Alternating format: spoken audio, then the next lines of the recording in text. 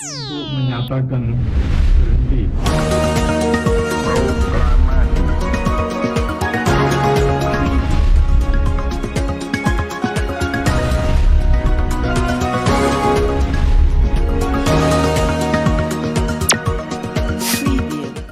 Sekarang kita boleh mengukur itu, kita melihat masyarakat kita hari ini. Ya. Banyak kan sudah berteriak. Kayak saya semalam nonton salah satu podcast, ya berdebat antara ahli hukum dengan salah satu pejabat pemerintah. Oke. Ada yang mengklaim bahwa kita belum sampai pada titik zaman Soeharto. Tapi di sisi lain ada yang mengklaim memang kita belum sampai pada titik itu, tapi kita menuju pada titik itu kembali. Jadi kalau kita bicara kondisi Indonesia per hari ini, maka keadaannya memang sangat mengkhawatirkan. Assalamualaikum warahmatullahi wabarakatuh. Kembali lagi bersama saya Naura di Siki Story Podcast. Teman-teman, setiap kebijakan selalu membawa konsekuensi. Adapun sebuah program yang dimaksudkan sebagai solusi jangka pendek bisa saja menimbulkan persoalan baru dalam jangka panjang, seperti membekaknya anggaran negara, ketergantungan masyarakat terhadap bantuan, hingga distorsi pasar. Di sisi lain, kebijakan yang terlalu ketat demi menjaga kesehatan fiskal justru dapat memperberat beban masyarakat yang sedang berjuang ya menghadapi tekanan ekonomi.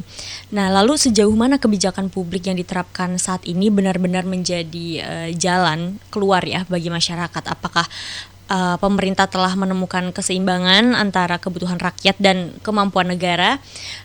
Untuk itu teman-teman, untuk mendiskusikan hal ini telah hadir di studio Siki Story ada Mas Panca. Terima kasih Mas Panca sudah mau bergabung bersama kami lagi. Terima kasih Mbak Naura sudah mengundang. Iya, udah biasanya kan kita udah 2 kali tuh ya Mas ya, lewat Zoom doang tapi teman-teman. Ya, 3 kali Mbak. 3 kali ya? 3 kali. 3 kali. Nah ini berkesempatan Mas Panca dari Jogja datang ke Jakarta lagi nih. Nah Mas, sebelum lebih jauh mungkin ya, seperti yang kita tahu ya, fenomena hari ini mungkin ya di Indonesia kan banyak turbulensi kebijakan gitu ya. Terus keputusan soal masalah-masalah tertentu yang belum berhenti gitu. Nah ini bagaimana sih Mas Panca melihatnya Mas saat ini? Kalau saya memandangnya begini Mbak. Yang pertama, dinamika itu terus berjalan ya. Oke. Dinamika politik, dinamika ekonomi, bahkan sampai dinamika kepentingan pejabat per hari ini. Yeah. Tentu kalau bicara kondisi Indonesia hari ini, kalau aktivis bilang mungkin Indonesia sedang tidak baik-baik saja.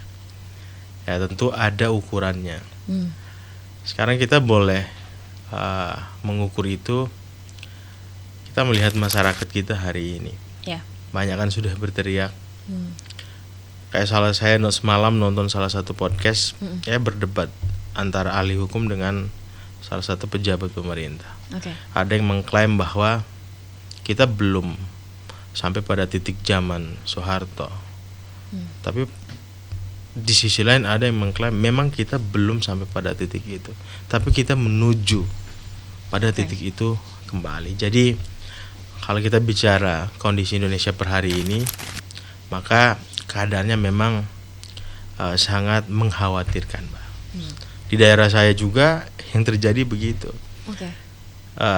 Bupati, ya, karena tidak beres mengurusi satu pasar induk yang ada di tempat itu, akhirnya pedagang pasar ribut.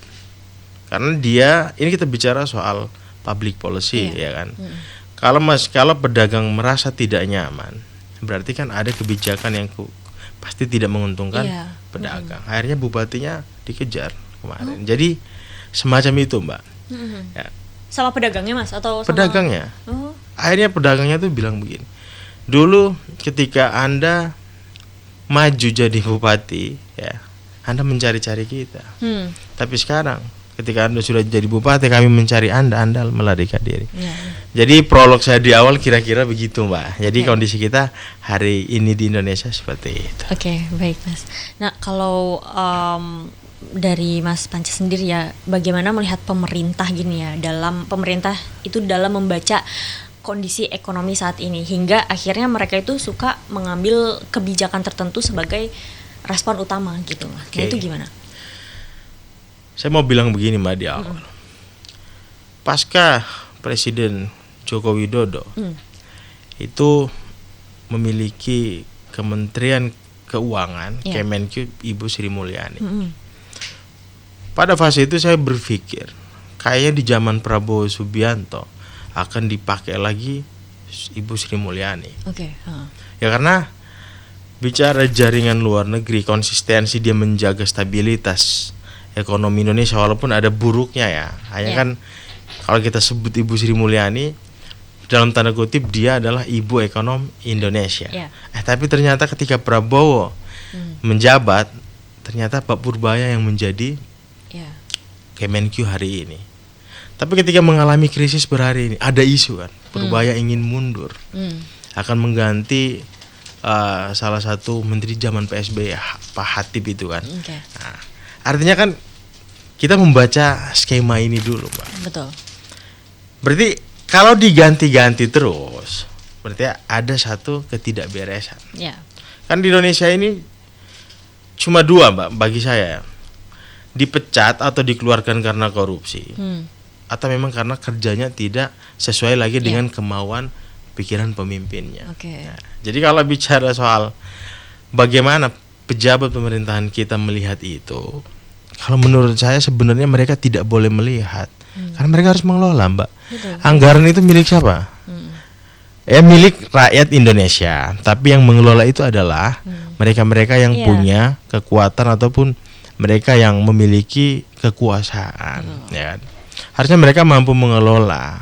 Kalau bahasanya adalah melihat, ya mungkin kita bisa melihat perekonomian internasional. Tapi kalau kita bicara Indonesia, ya artinya dari public policy yang mereka keluarkan, yang mereka ciptakan, harusnya bisa imbangi dengan apa yang menjadi kebutuhan masyarakat Indonesia.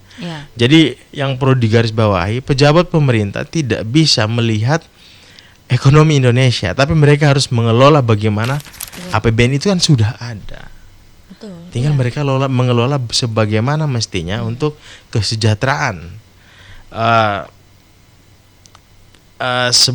kesejahteraan dan bagaimana masyarakat itu mampu hidup, masyarakat itu tidak miskin, ya kan? Itu kita bicara soal bagaimana pejabat mampu memberikan suatu solusi baru untuk masyarakat Indonesia. Jadi penekanan saya, pejabat boleh melihat, menganalisis politik ekonomi luar negeri. Tapi kalau udah bicara soal tubuh negara kita, APBN itu udah jelas. Sekarang siapa yang menyalahgunakan? Rakyat kecil kah atau mereka? Mohon maaf. Maksudnya ada sisi kita objektif di sini, Mbak. Kita bukan tidak sepenuhnya menolak apa yang menjadi public policy pemerintah. Tapi kita melihat per hari ini. Kalau ekonomi kita menurun, fiskal ekonomi kita menurun, berarti ada sesuatu yang kemudian berperan dalam hal ini. Contoh MBG. Memang banyak pro kontra tentang MBG. Kalau kita melihat ada yang memandang MBG itu baik, ya, artinya mampu memberikan makan terhadap anak sekolah, ibu hamil, ya, terus sampai mencegah stunting, ya, walaupun penuh perdebatan, ya. Tapi apakah secara pelaksanaan benar gitu? Makanya saya anggap, ya, di sini Pak Prabowo ini banyak dibohongi oleh orang-orang yang mengurusi MBG. Yang di bawahnya, di bawahnya.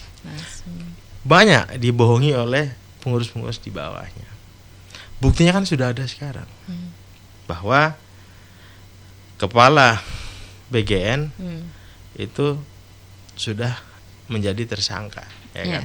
Tapi yang uniknya, salah satu dari mereka, ya, Arief Sanjaya, mau membuka semua siapa yang terlibat di dalamnya. Ya kan? Itu makanya saya melihat ada Ibu Seskap, ya kan, bahkan kepala BGN sekarang juga ada di dalamnya, bahkan Pak Arief Sanjaya saya lihat Mbak siap mati untuk membuka ini semua. Iya. Kira-kira itu Mbak. Oke, baik.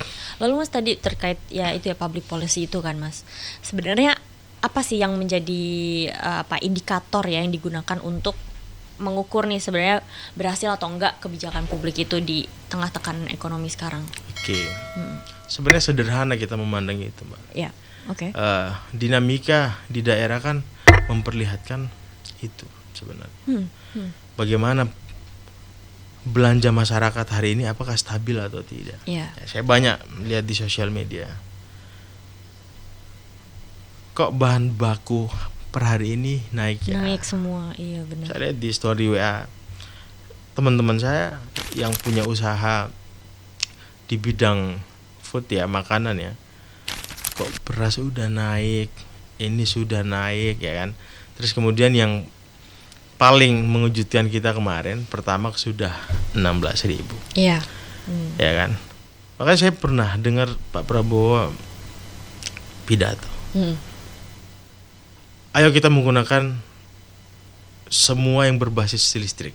Oke. Biar orang-orang kaya itu yang punya mobil-mobil yang begitu biar selesai kan. Makanya saya berpikir ya, ini cara saya berpikir aja Mbak.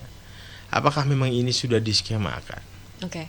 Ataukah memang kadang-kadang Pak Prabowo kan kalau pidato ya begitulah, mohon maaf ya, kayak kemarin tuh di HIPMI ya 10 tambah 6 17. Ya maksudnya mohon maaf ya. Iya. Siapa pembisik, siapa pembuat pidatonya kan harusnya lebih bisa Oke. lebih bisa cerna dan bisa mencermati persoalan itu. Karena kan beliau seorang kepala negara. Nah, kalau bicara indikator, sama kayak saya prolog di awal tadi. Di tempat saya itu ada satu pasar induk ya. Sudah menyiapkan jualannya dan begitu-begitunya. Malah dihancurkan oleh pihak pemerintah. Maksudnya karena pengen diamankan biar bersih, biar begini-begini, Iya. itu diamankan sehingga jualannya itu rusak. Akhirnya mereka datang ke DPRD kabupaten. Mereka menyampaikan bahwa tidak ada kebijakan yang betul-betul keluar yang memihak kepada mereka. Ya, akhirnya kalau seandainya pasar itu bermasalah, maka masyarakat akan berbelanja di mana? Iya. Itu bicara soal sosial saja. Bicara soal angka ya. Per hari ini fiskal ekonomi kita bagaimana ya. Euro rupiah kita udah berapa nih hari ini? Udah 17.000 menuju 18.000. Kayak Mbak tadi kita ngobrol. Iya. Oh, ternyata warteg-warteg itu ya.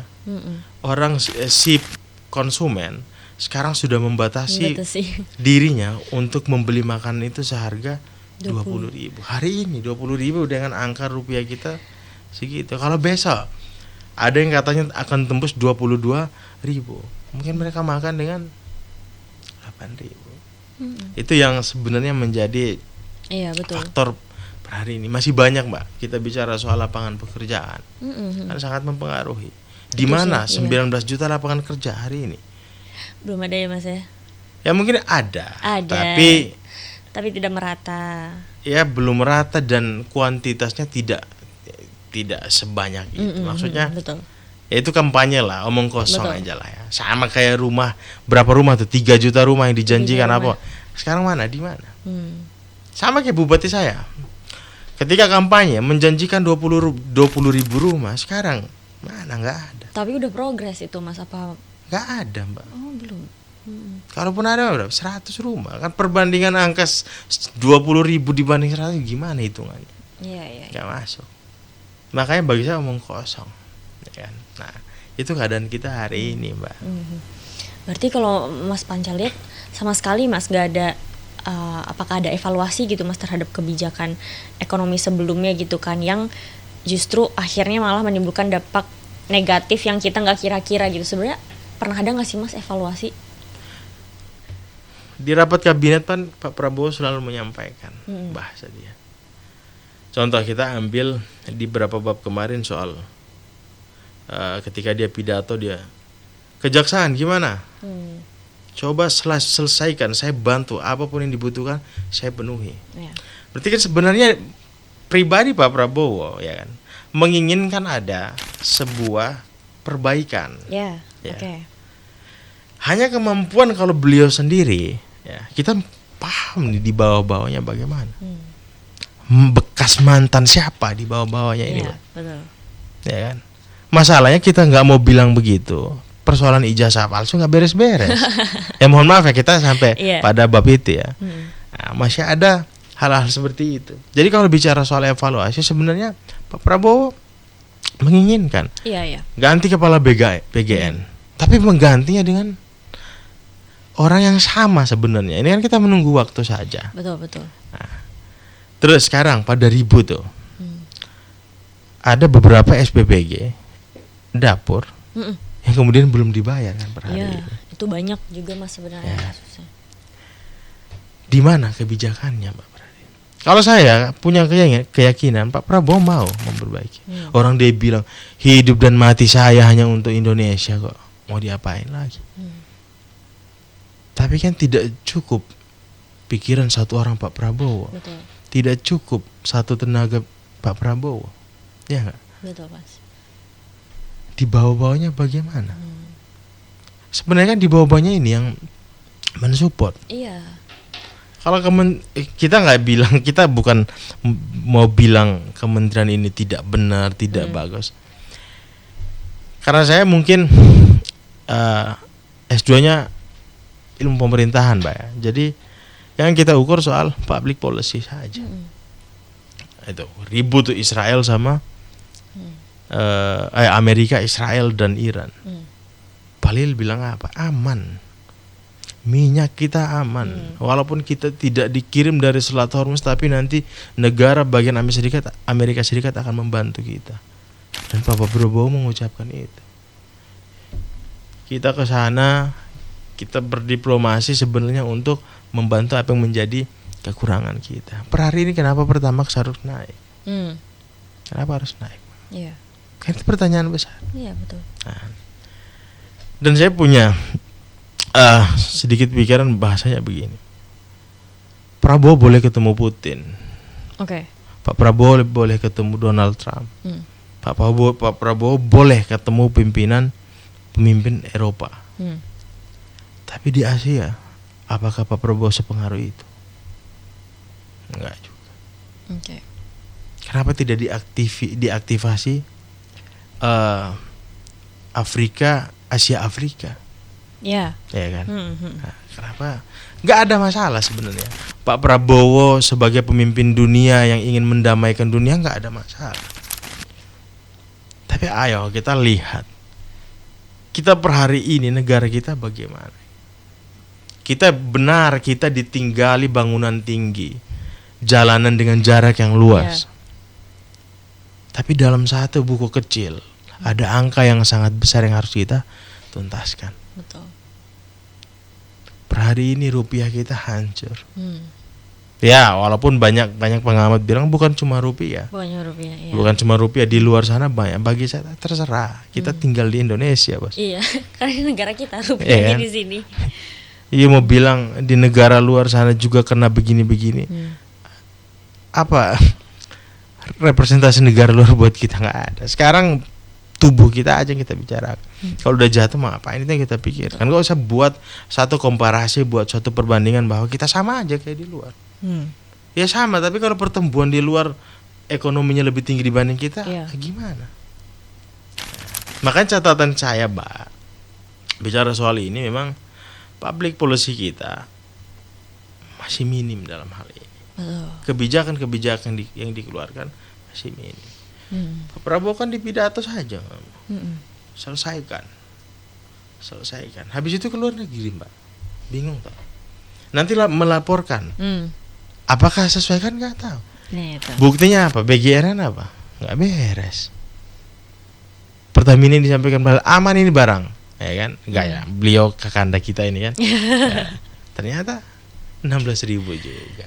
Kira-kira itu. Nah, kalau kayak gitu ya Mas ya, sebenarnya ada sempat nggak sih Mas, maksudnya suara pelaku usaha gitu ya, atau akademisi atau mungkin ya masyarakat sipil dilibatkan dalam proses perumusan kebijakan publik gitu loh, kalau kita bicara kebijakan publik ya Mas ya. Kemarin kan sempat dilibatkan banyak di media sosial ya. MBG akan masuk kampus. Ya, itu. Benar nggak? Mm-mm. Saya salah satu kampus di Jogja, UI ya, saya alumni sana. Rektornya bilang, kami tidak akan menerima MBG. Oke. Oke. Saya yakin pikiran dia punya intuisi, kenapa tidak mau. Ya. Emang gak beres barang ini. Iya. Terus setelah itu beberapa kegiatan kemudian ya adalah seminar. Bung Rocky, Tio, Iya. Pak Mahfud ya kan. Bagi saya itu forum sebenarnya mengkritisi krisis kita hari ini. Walaupun pada momen itu fokus pada MBG. Karena kita boleh jujur, program strategis nasional per hari ini yang paling besar itu adalah makan bergizi gratis. Iya. Ya kan? Betul, menciptakan lapangan pekerjaan. Saya kadang-kadang mikir gini, Pak. Satu hari kita punya dapur berapa ribu sih? Ketika difungsikan semua kita akan menghabiskan berapa? Iya. Biaya ini, Mbak. Belum kita menggaji SPPG, biayanya berapa? Belum lagi kita menjanjikan SPG akan di ASN kan. Iya. Sedangkan Mbak di sisi lain ya, banyak orang yang S1, S2 ya nggak ada kerjanya. Iya, itu. Ya kan? Timpang gitu, Mas. Sudah pembiayaannya keluar besar. CPNS sampai hari ini belum ada kan dibuka. Iya. Tahun kemarin belum dibuka. Ya gimana nggak dibuka? Maka saya bilang kalau begini kan operasi diam-diam. Betul. Mencoba membuat skema masuk SPPG sarjana penggerak apa itu SPPG itu S1. Sarjana penggerak Persatuan Pembangunan, nggak ngerti ya. Pokoknya orang-orang S1, teman-teman saya banyak Pak Betul. di SPPG. Iya. Kan dijanjikan Cukup jadi ASN, dijanjikan jadi Iya, betul. ASN. Terus orang-orang yang baru lulus S1 mau jadi apa? Kalau mereka semua nanti ditempatkan di posisi itu. Kan begitu. Makanya kalau bicara soal kritis pedagang, masyarakat, terus akademisi atau mahasiswa hari ini ada aksi. Iya, betul. Isunya apa? Nggak jauh nggak kurang krisis rupiah kita hari Iya. ini sama paling nggak MBG, iya betul. Pasti. Fokusnya di situ juga sih, Itu Mas. juga. Berarti kan buktinya ada, teman. Walaupun banyak yang bilang udahlah nggak usah kita nggak bisa. Maksudnya semua punya idealis masing-masing. Ya mahasiswa punya cara untuk menyampaikan aspirasinya. Kampus kan kayak contoh Mbak tadi saya contohkan UI ini. Iya. Sekarang UMY Jogja, saya berpikir gini, apakah memang pinter rektornya memang? Apakah ini menjadi satir untuk pemerintah atau mereka memang punya kepedulian? Sekarang mereka tiap siang punya dapur untuk memberi makan kepada semua karyawan di UMY. Di kampus itu ya. Kurang lebih berapa ribu porsi satu hari, gratis. Berarti kan MBG nggak dibutuhin sebenarnya untuk kampus ya. Iya, betul. Kalau untuk bicara SD, SMP, sekolahan lah ya. Harusnya kan ada klasifikasi, ada klaster yang kemudian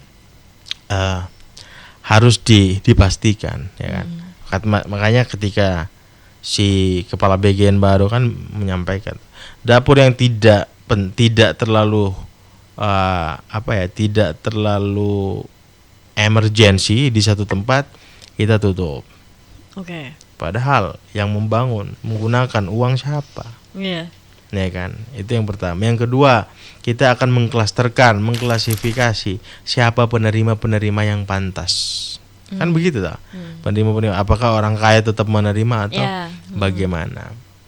Terus makanannya harus benar-benar layak. Betul.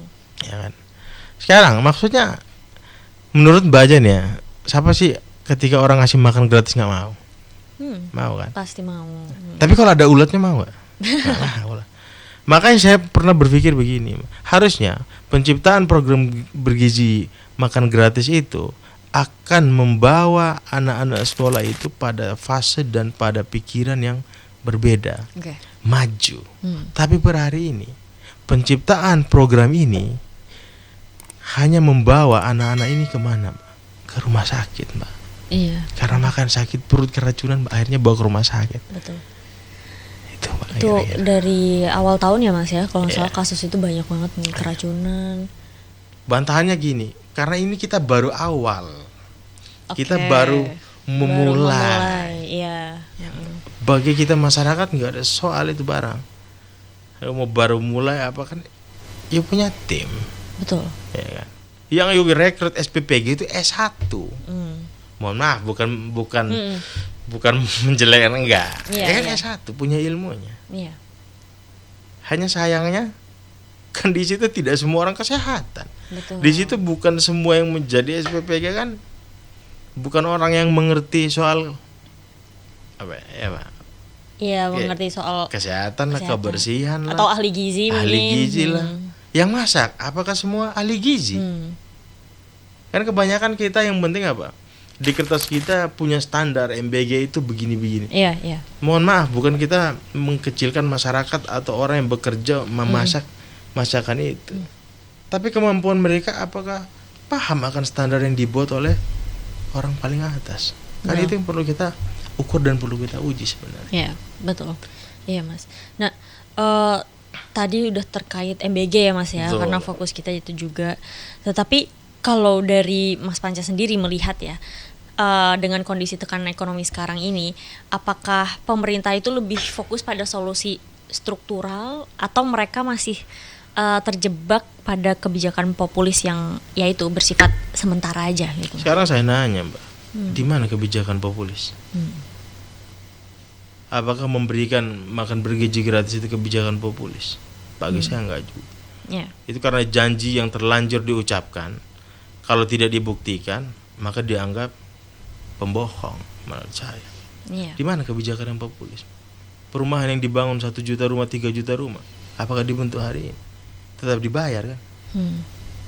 Ya. Iya. Di mana kebijakan populis sekarang? Pembagian BLT, apakah itu kebijakan populis? Bagi saya enggak, itu kepentingan. Enggak ada kebijakan populis. Betul. Ya. Sekolah sekarang, Mbak, kecuali kita berikan ke sekolah gratis kepada anak-anak. Iya. Kenapa saya bilang populis? Mungkin ada orang miskin yang tidak punya uang, anaknya bisa sekolah. Betul. Ya. Maksudnya kita harus melihat dari latar belakangnya. Betul, MBG orang miskin nggak bisa makan dapat makan. Tapi apa ukuran di belakang itu sebenarnya? Kalau sekarang terlanjur diucapkan, ya, harus dibuktikan biar tidak dianggap dibohongi. Iya. Maksud saya mah kalau you punya program yang begitu, you udah ngukur. Jadi kalau saya waktu itu memang Pilpres itu diucapkan saja. Harusnya kan sudah di riset. Iya, betul seharusnya. Kan gak ada risetnya, sempat bantah-bantahan kan. Betul. Nggak bisa, nggak cocok MBG ini untuk anak-anak stunting, nggak masuk. Sekarang aja kan sebenarnya baru mulai ada perubahan narasi bahwa MBG juga bisa menyelamatkan yang namanya stunting. Dulu kan banyak sekali perdebatannya itu. Betul. Nah, apa yang perlu kita rubah soal kebijakan populis atau struktural? Ya kan? Indonesia, Mbak, kalau kita bayangkan hari ini, yang ada di pikiran saya itu apa? Reshuffle. Ganti terus ya, Mas ya. Berarti kan kebijakan struktural. Struktural. Reshuffle. Iya, iya. Mau bicara populis, di mana populisnya kita hari ini? Berapa juta orang nggak kerja, orang Indonesia nggak kerja hari ini? Berapa juta yang masih tinggal di bawah kolong jembatan? Iya. Ya. Prinsipnya adalah orang yang kaya menjadi tambah kaya, orang yang miskin akan menjadi tetap orang miskin. Makanya pemerintah hari ini memilih apa? Kebijakan struktural. Ya kan? Mbak bayangin. Kita per hari ini bagaimana trust issue itu selalu dibolak-balikan. Betul. Ya kan? Ini viral, ganti. Ini viral, ganti. Cepat sekali skemanya itu. Nah, ini kita lihat aja Purbaya katanya mau diganti. Ya kan? Kenapa nggak mau diganti yang 19 juta, Mbak? Betul. Yang menjanjikan 19 juta. Iya. Nggak ada gunanya, Mbak. Mohon maaf, Mbak. Ya Pak Prabowo masih bisa berdiplomasi. Masih bisa lah menjadi leader kan. Ditakuti. Yang 19 juta apa, Mbak? Makanya saya bilang hari ini ya, mumpung ada kesempatan. Yang dulu menggaungkan itu, bilang beliau adalah keterwakilan anak muda. Sekarang Anda buktikan di mana buktinya. Dia adalah representasi kita sebagai anak muda. Ditanya apa dijawab apa, Mbak? Sekarang mohon maaf. Ini nggak apa-apa, Mbak. Kita Iya. Iya kan? Kalau Pak Prabowo punya pengalaman, maksudnya menjadi pemimpin masih punya sisi leader yang kuat. Pak Prabowo itu mungkin punya sisi kemanusiaan yang tinggi. Hanya mungkin dia dipandang latar belakangnya bagaimana, itu kan menjadi perdebatan umum kan per hari ini. Iya, pastinya, Pak. Nah, seperti itu. Kalau 02 kita hari ini, apa yang kita mengharapkan? Betul. Nggak ada yang kita harapkan. Nah, maka dari itu, Mbak, kalau pertanyaannya, Indonesia berada pada situasi dan kondisi apa ketika menghadapi persoalan begini? Mereka lebih memilih reshuffle hari ini. Betul. Kalau kebijakan populis, menurut mereka iya. Oke. Membantu masyarakat, tapi menurut kita belum tentu. Karena saya harus mengukur latar belakangnya sebagaimana. Iya, karena ya kita tidak merasakan dampaknya juga, Mas, gitu ya. Kalaupun memang ada kebijakan yang populis misalnya seperti itu yang diterapkan. Tapi Mas, kalau tadi ya soal trust issue itu kan, gimana sih mungkin ya transparansi atau akuntabilitas itu ya dari kebijakan itu dijaga agar ya paling tidak masyarakat itu bisa menilai bahwa kebijakan ini efektif dijalankan. Itu gimana, Mas? Oke. Kalau dalam ilmu ini, Mbak, ilmu pemerintahan, memang Indonesia sekarang menggunakan yang namanya good governance. Ya, ada berapa poin? 9 poin kalau masalah. Tapi karena yang diucapkan adalah soal efektivitas dan transparansi tadi. Kalau kita melihat hari ini, ya, makanya saya mau mulai begini, Mbak, dengan soal ini. Kenapa Anies Baswedan itu kalah? Ya. Kenapa Ganjar Pranowo itu kalah?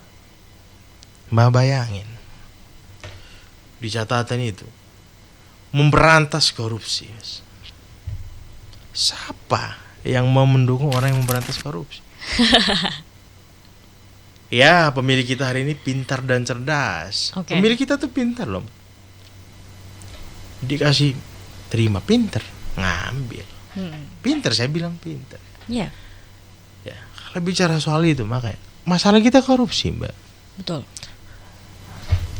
Pernah Pak Prabowo bilang kita kampanye, kita berantas korupsi, enggak juga tuh.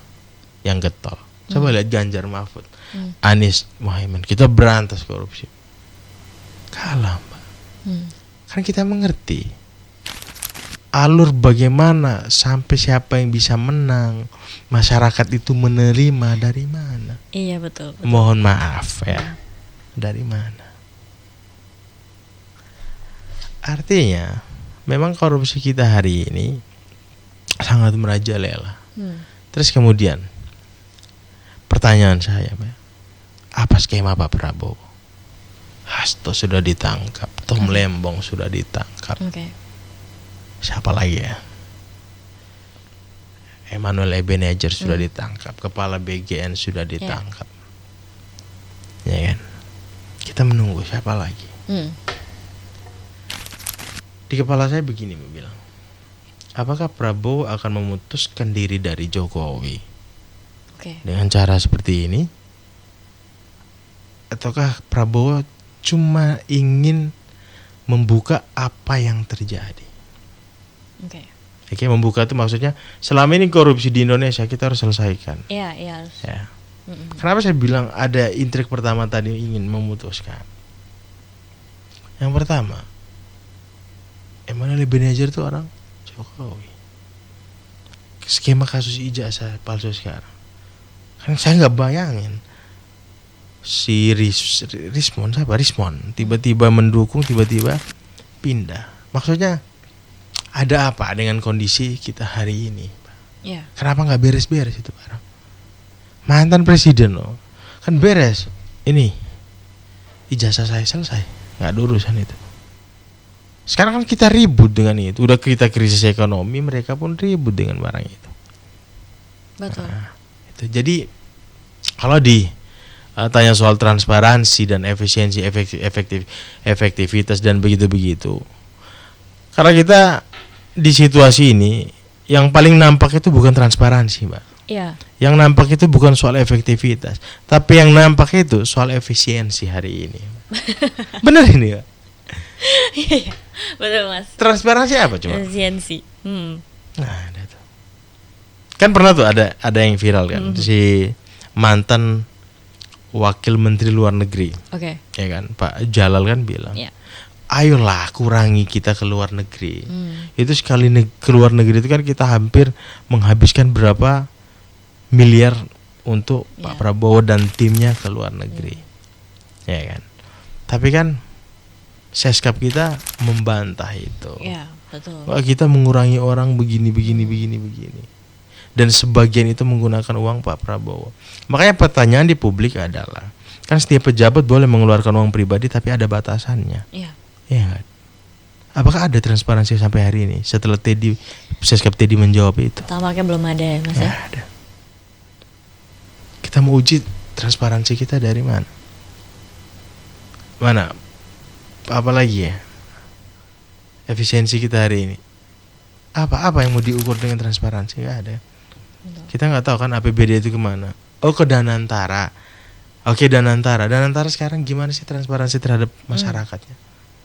Cuma dipilah-pilah kan. Oh, ini Danantara begini. Oh, ini dia dari bagian dari BUMN begini. Masyarakat kecil nggak tahu. Iya. Kita tahu berapa jumlah uang kita di Danantara, tapi kita nggak tahu uang itu akan dipergunakan seperti apa dan bagaimana. Ada beberapa bagian yang mungkin untuk ini, tapi apakah cukup kalau bicara soal transparansi? Betul. Apakah cukup kalau bicara soal begini, efektivitasnya apa? Tapi yang kita rasa hari ini sejak pertama kali efisiensi yang kita paling rasa. Betul. Sepertinya itu yang masih selalu tertanam di otak masyarakat juga ya Mas ya. Efisiensi. Tumbuh Mbak dia. Nggak tanam Mbak. Dia tuh udah nanam udah setahun setengah, sekarang udah mulai tumbuh itu efisiensi. Oke, baik Mas Panca. Nah Mas, mungkin ini terakhir ini masih mau ditanyain ya Mas ya. Tadi kan udah terkait MBG, terus kebijakan publik itu gimana dijalaninnya juga ya di pemerintahan kita hari ini. Tapi kalau kondisi ekonomi global ini semakin memburuk gitu ya, kebijakan apa sih Mas menurut Mas Panca yang paling mendesak untuk diprioritaskan demi melindungi masyarakat tanpa harus mengorbankan stabilitas negara ya tentunya. Oke. Ekonomi global semakin memburuk. Berarti berdampak pada Republik kita. Mungkin yang saya ucapkan pada kalimat di awal tadi, perdebatan seorang pejabat dengan seorang pengamat hukum. Satu bilang kita belum pada fase zaman Soeharto, ya. Tapi yang satu bilang kita akan menuju. Jadi ekonomi ini kan aliran, Mbak. Berapa sih utang kita ke luar negeri, Mbak? Ya, Makanya kan pertanyaan banyak sekali tuh. Kalau seandainya rupiah ini di 22.000, bagaimana kita cara membayar utang? Gimana kita cara membayar utang? 98 kita mengalami krisis moneter. Susah sekali pada waktu itu. Apakah sekarang kita mungkin saja.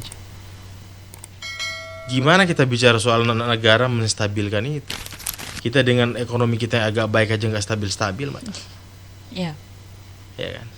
Kalau mau stabil, kalau tidak mau mempersusah masyarakat, program-program yang kemudian besar, yang kemudian kita pahami hari ini tidak sesuai dengan anggaran kita, ya dikurangi dulu. Kan kita mau stabil nih, ya kita pengen stabil, anggaran kita tidak terbuang-buang, tidak terserap, maka harus kita kurangi. Apakah nggak ada yang teriak? Banyak yang teriak, dapur-dapur kan pada teriak. Iya, betul. Tapi ini kan soal public policy pemerintah, ini kan soal kebijakan pemerintah. Yang dikorbankanlah apakah yang dikorbankan 200 jiwa masyarakat Indonesia, atau kita korbankan aja itu berapa sih SPPG kita sekarang? Contoh mungkin 20.000 sampai 50.000 SPPG. Lebih baik kita korbankan 50.000 orang daripada 200 jiwa. Urusan-urusan, karena kita tahu, kita paham. Ya, MBG ini kan program yang benar-benar akan stabil atau tidak kan kita paham dari Betul. awal. Perdebatannya kan begitu. Iya. Jadi kalau saya mau stabil, kita lebih berpikir 200 juta jiwa Indonesia, tutup itu begitu itu kan cuma 50.000 orang. Iya, itulah yang harus Ini ditanya kebijakan, Mbak ya, bukan kita tidak Iya. kita mau melarang, enggak, ini karena kebijakan. Nanti betul. pada komentar bahaya. Karena ini bicara kebijakan publik, Betul. terus prioritasnya harus yang mana dulu. Kalau memburuk nih luar negeri, ekonomi internasional, maka pasti akan berdampak, Mbak. Iya. Gak mungkin. Ekspor impor kita ini kan berjalan terus kan. Betul. Maka dampaknya pada masyarakat. Iya. Pemberantasan korupsi harus benar-benar dimainkan. Ya, makanya faktor bagi saya, Mbak ya, ekonomi, politik, ya itu paling penting, Mbak. Kalau stabilitas politik kita nggak bagus, Betul. hancur Mbak kita, Mbak. Ya, antara satu sama lain berperang, ya kan. Kita mengurusi stabilitas politik atau ekonomi. Ya. Sedangkan bicara ekonomi ada politik, ekopol kan, Mbak. Ekonomi Betul. politik hari ini. Sebenarnya yang berperang kenapa rupiah kita naik turun karena ekonomi politik. Betul. Politik internasional bagaimana? Israel, Amerika dan begitu-begitunya bagaimana? Apa yang menyebabkan rupiah kita jadi seperti ini? Karena kita nggak tahu. Ini Donald Trump, Pak. Iya. Ini Donald Trump. Siapa yang tahu Donald Trump? Di depan kita dia jabat tangan, dia cium pipi kanan, pipi kiri kita, tapi nggak tahu di belakang. Makanya saya bilang, selamatkan yang kemudian. Paling pertama adalah masyarakat. Korbankanlah program-program yang kemudian tidak menguntungkan. Ya sudah, kalau seandainya kita krisis, kita punya uang yang kemudian cukup, kita hitung 6 sampai 7 bulan. Kasih makan masyarakat aja udah dulu. Oke. Makanya pertanyaan, Mbak, akan muncul yang namanya program populisme. Kalau seandainya hal itu dilaksanakan. Betul. Oke. Kalau sekarang kan kita terlalu birokrasi struktural Birokrasi. terus. Iya, betul. Ya. Terlalu fokusnya ke situ ya, Mas, ya, situ. memang. Dulu komentar, Jokowi punya kabinet bagus, nggak terlalu gemuk. Ya. Banyak komentar, harus digemukin itu biar begini. Sekarang Prabowo digemukin, banyak juga. Kita nggak habis di situ, Mbak. Maksudnya kita nggak selesai di situ. Betul. Kalau untuk sebagai bentuk pembelajaran dinamika bagus. Keren juga Indonesia ini kan. Iya, oke. Rumit juga membaca dinamika ini kan. Akhirnya rumit juga masyarakatnya, Pak. Naik turun tuh ya dinamikanya Mas soalnya. Kira-kira gitu. Oke, baik Mas Panca. Sebelumnya terima kasih nih Mas sudah mau bergabung lagi sama Secret Story Podcast ya. Siap. Mas ya. Kalau untuk hari ini kita berbicara terkait kebijakan publik ya teman-teman. Khususnya mungkin kita melihat isu hari ini tuh isunya lagi berat di ekonomi juga Berat. gitu ya. Sama isunya. berat. Oke, baik teman-teman, di tengah tekanan ekonomi yang semakin kompleks, pemerintah dituntut tidak hanya bergerak cepat, tetapi juga tepat sasaran, transparan, dan juga berorientasi jangka panjang. Masyarakat kita tentu berharap ya setiap kebijakan yang lahir ini mampu menjadi solusi yang nyata, bukan sekedar meredam gejolak sesaat saja atau bahkan memunculkan persoalan baru yang justru lebih berat. Karena ukuran keberhasilan sebuah kebijakan bukan hanya terlihat dari angka pertumbuhan ekonomi, melainkan dari sejauh mana kebijakan tersebut mampu menjaga kesejahteraan rakyat, memperkuat ketahanan sosial, dan juga membangun kepercayaan publik terhadap negara. Baik teman-teman, sampai bertemu di episode selanjutnya. Wassalamualaikum warahmatullahi wabarakatuh. Waalaikumsalam. Terima kasih Mas Panca. Siap.